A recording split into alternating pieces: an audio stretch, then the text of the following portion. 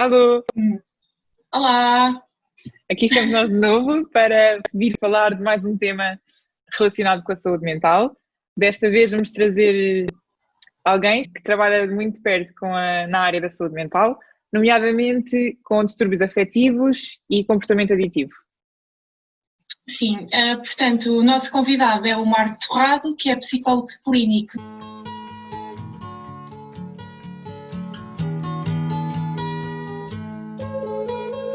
Bom, olá, Marco. Olá!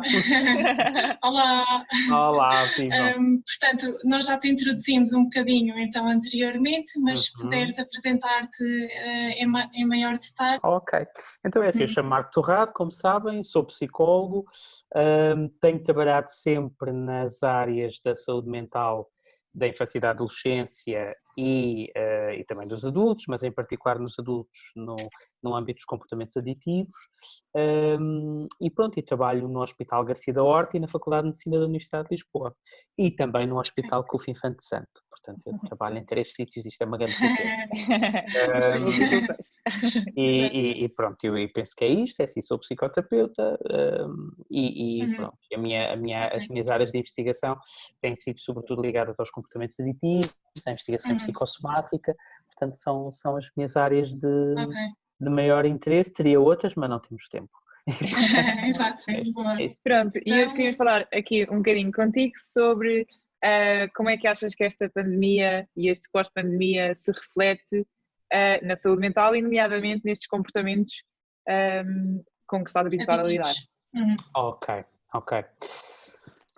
Bem, é uma pergunta, que é exatamente muito abrangente e que envolveria aqui, mas temos que começar de algo muito desconstruir, amplo. Exatamente. Prestar respostas. Exatamente, portanto a vossa pergunta faz muito sentido.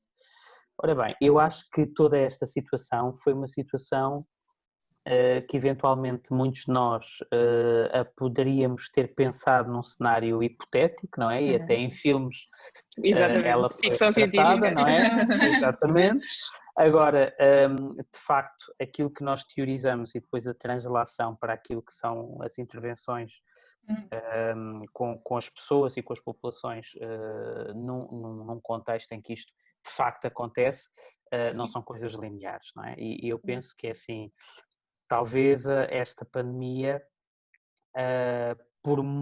pela enorme imprevisibilidade que ela acarretou, só por si isso tem um impacto gigante na saúde mental em geral das populações. Não é?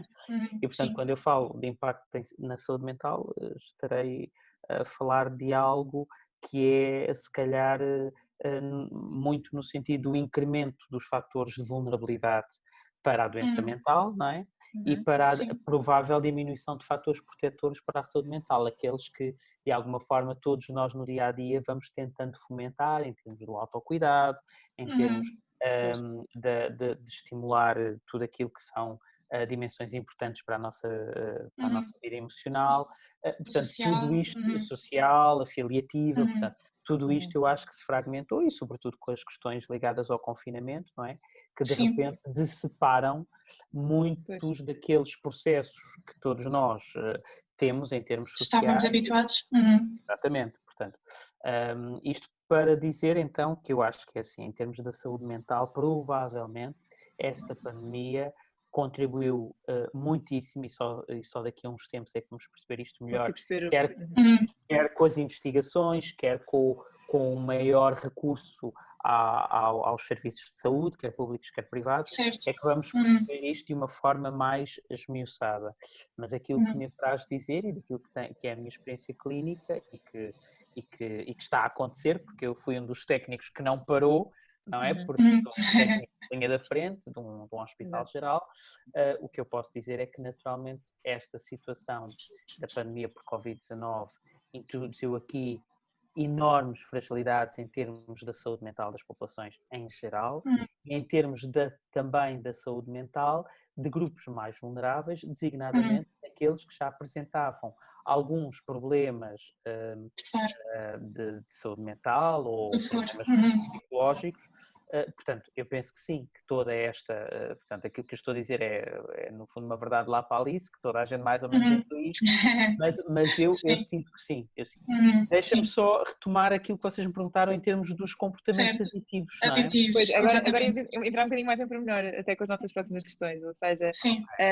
quais é que consideras que sejam os sinais de alerta, algo a que devemos estar atento para agir, caso... Ok. Uhum. Bom, é assim, eu penso que, sobretudo durante, portanto,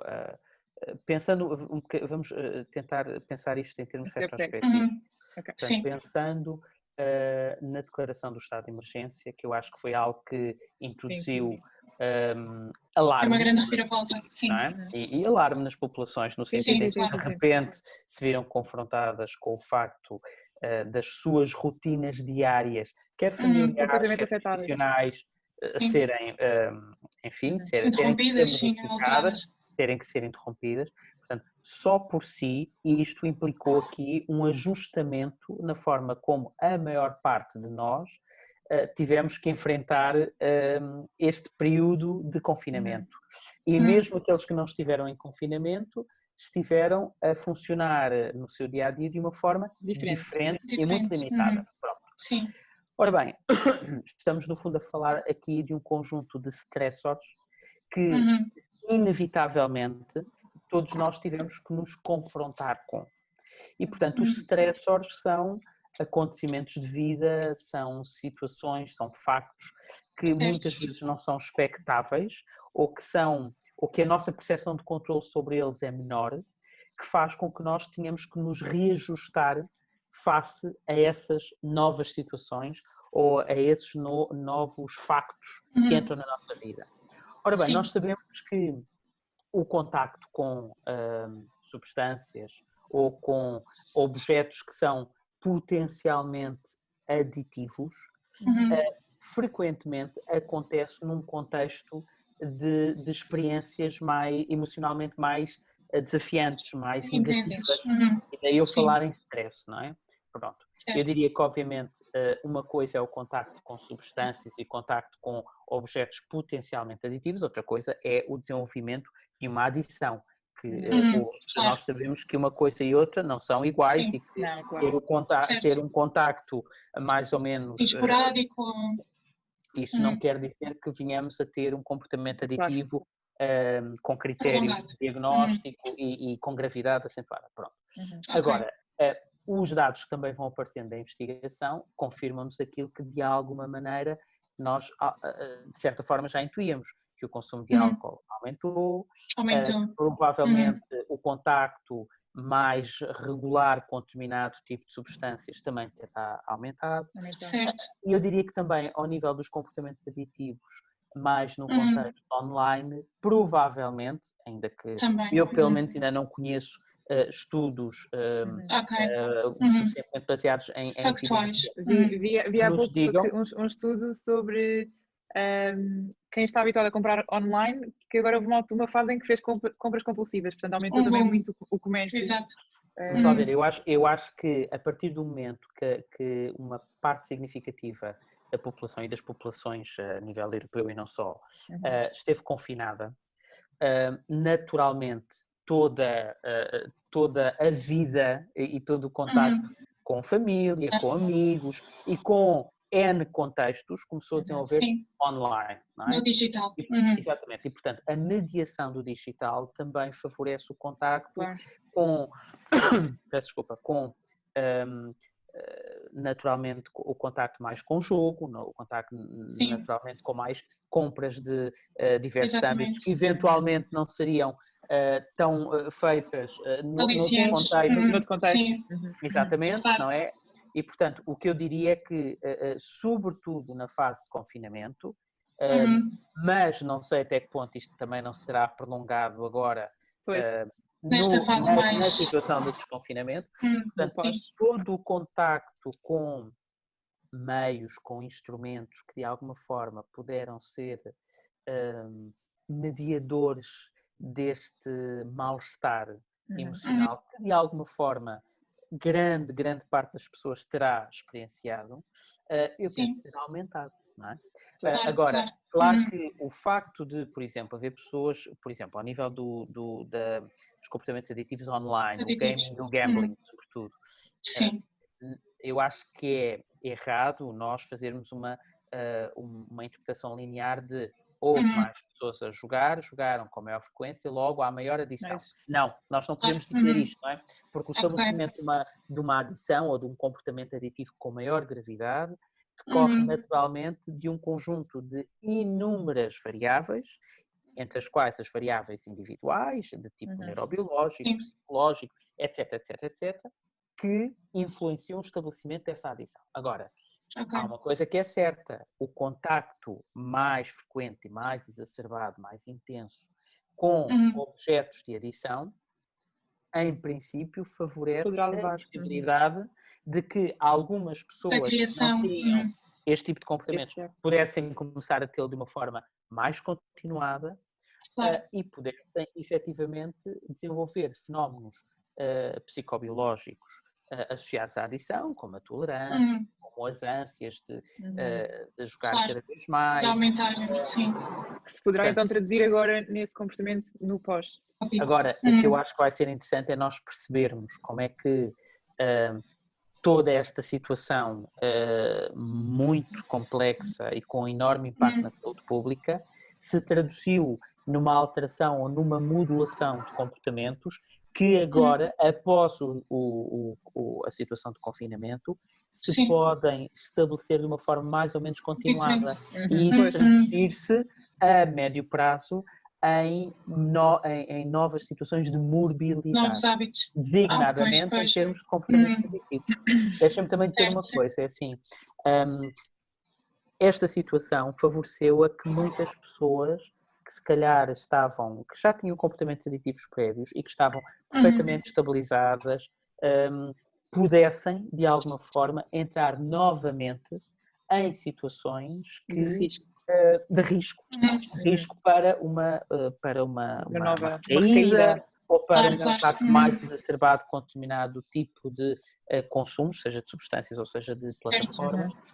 Nós fizemos um webinar da Sociedade Portuguesa Psicossomática, penso que foi em abril, já não me recordo, abril ou maio, está disponível no Facebook da sociedade e que discutimos isso com alguns especialistas da área das adições e eu acho que, lá está, acho que não vai, pelo menos é a minha expectativa, vale o que vale, mas a minha ideia é de que nós vamos perceber isto melhor, não é agora já, daqui a uns largos meses, daqui a fazer a retrospectiva.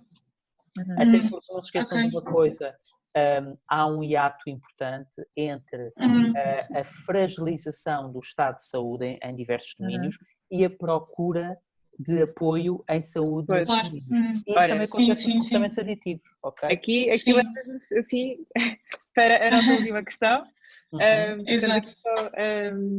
Para colmatarmos aqui a conversa.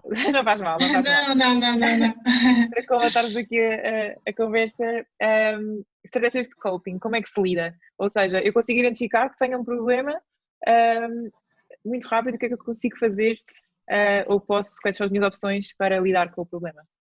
Sim, nomeadamente aqui no contexto dos comportamentos aditivos. Exatamente. Vamos lá ver. O facto, seguramente houve indivíduos que utilizaram o álcool para gerir melhor a ansiedade, uma tristeza mais exacerbada ou mesmo sintomas depressivos. Por exemplo, isso é perfeitamente possível que tenha acontecido.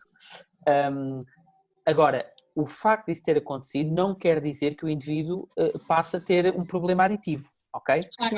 Claro que é assim, depois toda a intensidade do consumo, a frequência com que é feito, toda a conjuntura em que exatamente todo o enquadramento em que este consumo é feito, naturalmente pode fomentar, a par de um conjunto de outras variáveis individuais e contextuais, pode, no fundo, ajudar a que um processo aditivo se possa estabelecer.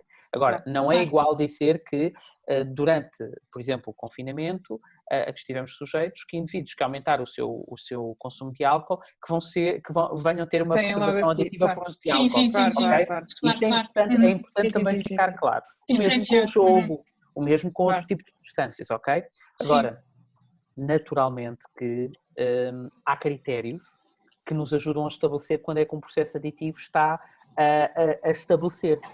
E naturalmente, exatamente, e naturalmente há que perceber que um indivíduo pode estar a desenvolver um comportamento de facto aditivo, uma perturbação aditiva, quando todos os outros aspectos da sua vida dita normal ou normativa, a sua vida familiar, a sua vida ocupacional, a sua vida social, começa a ser perturbada e secundarizada relativamente à procura do objeto de adição, ok? E, portanto, aí é que nós começamos a entrar no terreno da morbilidade, no terreno da doença, ok? Da perturbação aditiva. E, obviamente, hoje, felizmente, e as plataformas sociais, também como a vossa, em termos online, também ajudam muito a que os indivíduos comecem a ter acesso a informação mais fidedigna, mais especializada, que os ajuda a perceber quais os sinais de alarme. Não é? De alarme. Exato. Por exemplo, indivíduos que vou dar um exemplo, indivíduos que durante a situação de confinamento todas as noites precisavam de jogar, ou todas as noites precisavam, é o termo que eles utilizam. Sim. Embora em termos neurobiológicos, de facto, é isto que acontece. Há uma pressão motivacional para utilizar aquela substância que é altamente estimulante dos chamados circuitos, ou dos circuitos da recompensa. Portanto, vamos imaginar que estes indivíduos, na situação de confinamento, utilizam todas as noites e depois começaram a trabalhar, portanto, voltaram à sua situação mais normativa, com o desconfinamento a acontecer, e este comportamento continua a acontecer de uma forma muito regular e até com maior frequência e maior necessidade de consumo. Isto são sinais de alarme, ou seja... Depois fica a necessidade do consumo, a tal necessidade da recompensa, portanto. Exatamente, ou seja, o fenómeno de tolerância, ou seja, o indivíduo precisa de consumir cada vez mais para obter o prazer que obtinha só com um copo de vinho, imagino. Claro, sim. Uma dose mais, claro. É como deixar de fumar, portanto a pessoa tem aquele hábito, depois não consegue se alargar de um dia para o outro, vai aumentando e depois não consegue simplesmente só deixar. Exatamente, ou seja, todos estes fenómenos têm uma expressão neurobiológica importante e eu diria também neuropsicológica, no sentido em que há fenómenos há fenómenos psicológicos, como estes que eu vos falava há pouco, que não desaparecem e que instalam-se e que nós temos que ajudar os indivíduos a reaprender fazer esse trabalho. Pois, de outra forma. Lá está, portanto, aqui, então, para desconstruir todos estes problemas, é importante o acompanhamento psicológico, profissional. Seguramente.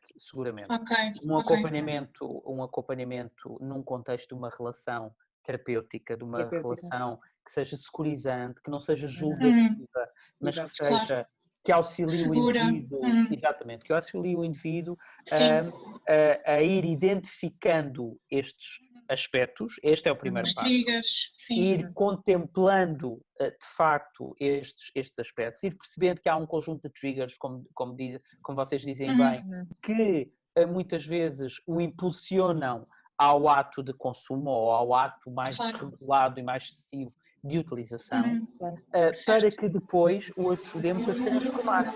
Isto são processos que são simples, não é? São processos com avanços e recuos, são processos que exigem um suporte continuado, que nesta altura que vivemos, as próprias plataformas online podem e devem ser um contexto promotor desse apoio, quando o apoio presencial não é plausível, não é possível.